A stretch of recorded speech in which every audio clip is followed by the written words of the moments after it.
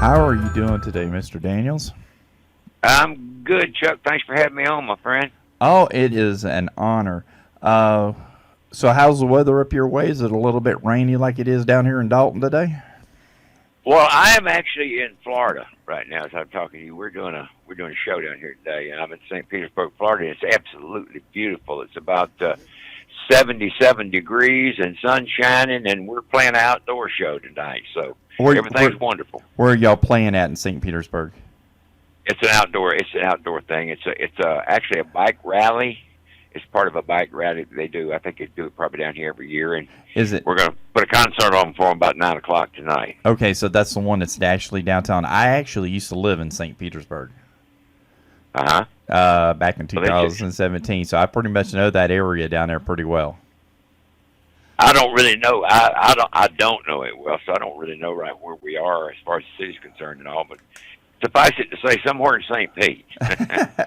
It's a beautiful city down there with the Tampa Bay Rays and the Bucks and everything. St. Oh Pete yeah. is a beautiful town. Well, let's go ahead and let's get started. At what age did you become familiar with country music? I couldn't tell you because I can't even remember when I started being familiar with country music. My family, the first radio show I ever remember listening to that I knew the name of and everything was the Grand Ole Opry, and we listened to it every Saturday night. Everybody in our neighborhood listened to it every Saturday night, and country music was just that was our music of choice. And of course, as I grew up, I listened to all different kinds of music, but country was the first thing I listened to, and I can't even tell you what age I started listening to it. Suffice it to say, the first music I ever remember listening to was country. I remember Daddy talking back. My father's been gone for quite a few years now, but I remember him telling back in the 30s, maybe into the 40s, that how Grandpa used to go get the battery out of the old truck and bring it into the house, and they would put one of those radios on there on the battery post or ever how they got it on there to where they could tune in the Grand Ole Opry, and that goes back. Oh That tells you yeah. how old the Grand Ole Opry is. Who was one of Grand Ole your? Opry was a big part of my life. Yeah, go ahead. I'm Damn sorry. it, that's okay. Who was some of the most of your earliest influences? Well, the first people that I remember, I mean, before I ever started playing, of course, were the people in Grand Ole Opry, Roy Acuff and Ernest Tubb and Hank Williams and those guys. That when I started playing, after I learned to play a little bit, I got very deep into bluegrass music. I love bluegrass music. When I started playing fiddle, I really got into it, and it was Flat and Scruggs and Bill Monroe and the Bluegrass Boys and Reno and Smiley and all the bluegrass people. And about the time that Elvis Presley came along, I got interested in pop music or rock music or whatever they called it at the time. And he was a big influence on me. It made it. Elvis was the guy that made it possible for a country boy to play rock and roll music because rather than having to have the big horn sections and all that sort of thing like they used to do when it started out, Elvis did it with guitar and to a couple of guitars and bass and drums, and you could put a little combo together and play that kind of music. But Elvis was a big influence on me. Well, you're looking back at some of those great artists from the day of like Elvis, Conway Twitty, Johnny Cash, the late great Waylon Jennings, and all that era. Man, that was such a big influence, especially Oh in yeah. the music industry and stuff. And I want to ask you this. This is one of the questions off. What is one of your favorite songs that you have performed over the years? Oh gosh, I have been asked those questions, a lot about. And it's really hard for me to answer because I thoroughly enjoy playing all of them. Of course, I like the jam tunes, like the tunes I jam with the band, Mm-hmm. Saddle Tramp and Cabal Diablo and that sort of thing. But I enjoy playing all of them. I play them all every night, and I enjoy playing them all every night. Well, I'm gonna tell you one of my favorite songs that of all time of yours that I enjoyed, and I mean I even as me being from Georgia, as Devil Went Down to Georgia. I have loved that song since I was a child. Well, you know what? I like it too, and I enjoy it. But people ask me if I don't get tired of playing it. My answer is no. I get a chance to play it better tonight, and I did last night, and better tomorrow night, and I did tonight, and I have yet to play it perfect. So I'll keep striving at it. Well, you know, there was a time back in the I think it was the late '80s or mid '80s. I heard Jerry Reed play his version of "Devil Went Down to Georgia" with the guitar, and I was always a big fan of Jerry's ever since I was growing up. Jerry killed it. I've heard him do it. Oh man, Jerry was. I'm gonna tell you right now. He's kind of like Jerry Reed on the guitar is kind of like Stevie Ray Vaughan is on the guitar too. Those guys could just make the guitar talk just like you can make the violin talk. Well, you know, Keith Urban used to do that on a guitar. I don't know if he still does it or not, but he did a great job on it. Oh yeah, most definitely. I hear that you've got a big concert coming up here in the next couple of weeks that you're going to be doing something with Mr. Travis Tritt. Tell us a little bit about it. Absolutely. We played with Travis at the, we've been touring together a big part of the year, but we played together at the Fox Theater. It's kind of Travis, Travis is a Georgia boy, and it's his homecoming show tomorrow night in Atlanta. So, yeah, we're looking forward to that one. It's going to be fun. Travis's daughter is going to kind of make her, not her debut because she's played in public before, but she's going to be opening the show. And it's going to be a good night, be a really nice night. Well, I've heard Travis talk about her in other venues and stuff, and I've heard a little bit of her music. She sounds really good. Oh, she's good. She's extremely talented and a sweet kid, a really, really nice kid. I think she's going to do really well. And she loves the business, I mean, she loves it. She loves getting on stage and playing for people, and I think she's going to do really well. Awesome. And that's going to be down in Atlanta tomorrow? Yeah, in Atlanta tomorrow night at Fox Theater. Awesome. Another thing I was noticing here that you recently penned a memoirs called "Never Look at an Empty Seat." Tell us a little bit about Never Look at the Empty Seats. Yeah. Well, the title is kind of is the glass half full, is the glass half empty, that sort of thing, as to where you don't gauge the kind of show you did by how many people you got in the audience. Because when you're a young musician, you're going to have some empty seats because nobody knows who you are. They come see you out of curiosity or whatever. And if you do have empty seats and you concentrate on them, you're going to do a bad show, and people are not going to come see you again. You go out every night just as if the house was full, and you go out and put on a good show, and then the next time you come back to town, they'll remember you and come see you, and that's how you build a following. So that's what the title's about. Basically, what the book is about is my autobiography. It's my biography of my life from the time, my earliest remembrances up until the time I was about 80 years old. So it covers a lot of ground. It covers a lot of territory. It tells a lot of things about me, about everything, not every little detail of my life, but an awful lot of details of my life that I think would be interesting to people.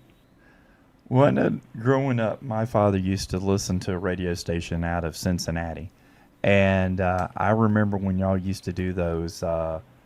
It's kind of like Farm Aid, but I forget what it was, and I remember Dad sitting up with his 8-track or his cassette player, waiting for you to come on, waiting for Hank Williams Jr. to come on, to where he could listen to y'all when y'all were doing those 24-hour radio programs wherever they were, where y'all would play in a venue, and I remember him, turn y'all up in the middle of the night if y'all were playing, and Daddy was a big fan of yours. He always was. Well, I'm honored to hear that. Appreciate you telling me. Well, let me ask you a few questions, Charlotte. What is on the horizon for you and far as new projects that you've got going on? Well, my next project is probably going to be a gospel project. I'm writing gospel music now. I hope to get involved in the actual recording of it this fall.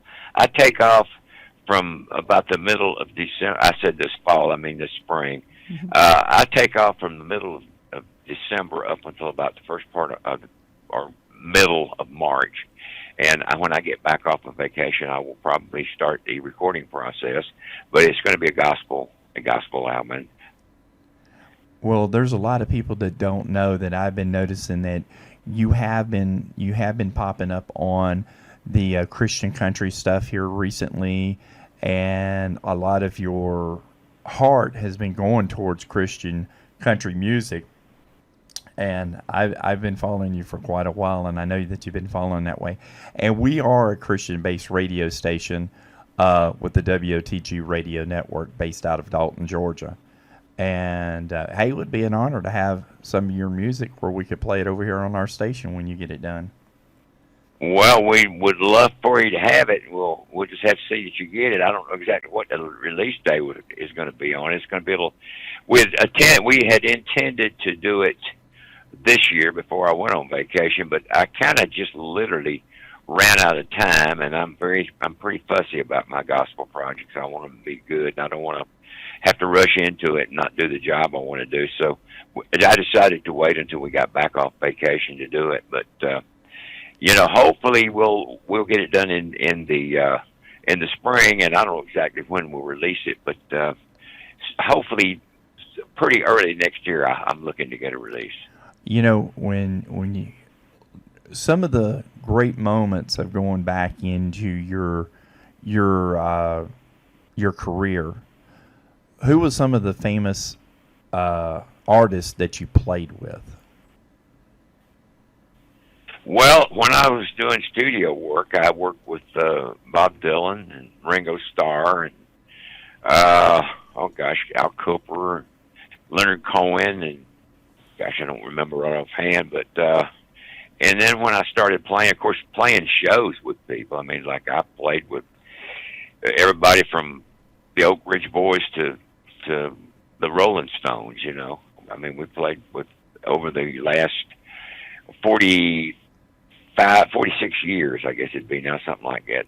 CDB's been in existence. We played with all the Southern bands, of course, the Allman Brothers and Leonard Skinner and Marshall Tucker. We've done a tour with Eric Clapton. Gosh, I can't even remember now. There's been so many of them over the years. Oh, wow. Well, a lot of people, and the thing that I have found out in music since I've been doing my career in radio is that when you look back and you look at some of the great gospel bands and some of the great country bands and even the rock bands, when y'all go to get ready to jam, it's no, y'all sit down, grab your instruments, and y'all just sit down and start playing. Y'all don't put any genre on anything that y'all do. Y'all sit down like the Allman Brothers. Man, that would have been a hoot just to hear y'all jamming out at a studio or something. That would have been just, matter of fact, just thinking about it would give me chills, because what great bands that you have mentioned that you played with. Wow. Well, we just finished a little tour up in the Northeast with the second generation of the Allman Brothers band. Greg's son, and Dickie's son, and Barry Oakley's son, the three of them.